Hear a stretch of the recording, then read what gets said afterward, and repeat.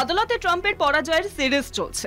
প্রতিবারই ট্রাম্প উচ্চ আদালতে আপিল করছেন, কিন্তু এখনো পাননি কোনো রিলিফ। শুল্ক সিদ্ধান্তে ধাক্কা। নানা দেশের উপর শুল্ক চাপানো ট্রাম্প সিদ্ধান্ত বেআইনি। মার্কিন আপিল আদালতে আপিল করার জন্য আদালত দিয়েছে অক্টোবর পর্যন্ত স্থগিতাদেশও। সুপ্রিম কোর্টে গিয়েছেন ট্রাম্প প্রশাসন। ভেনেজুয়েলার অবৈধ অভিবাসীদের ফেরত পাঠাতে কাজে লাগানো হয় অষ্টাদশ শতকের আইনকে। যুদ্ধকালীন পরিস্থিতির জন্য ওই আইন রচিত হয়েছিল। চলতি সপ্তাহেই একটি ফেডারেল আদালত রায় দিয়েছে ওই আইনের ব্যবহার অবৈধ। আপিলে যাচ্ছে ট্রাম্প প্রশাসন। ত্রাণ নিয়েও ধাক্কা আদালতে। দুনিয়া জুড়ে বন্ধ ত্রাণ অবিলম্বে চালুর নির্দেশ আদালতের। সংসদে পাশ হওয়া ত্রাণ বন্ধ করতে পারেন না ট্রাম্প। বৃহস্পতিবারই রায়ের বিরুদ্ধে আপিল হয়েছে। ট্রাম্পের প্রায় সব সিদ্ধান্তই বাতিল আদালতে।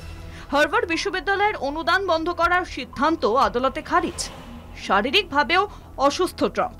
ইতিহাসে কোন ভাষায় লেখা থাকবে ট্রাম্প 2.0 জামানা? কলকাতা টিভি।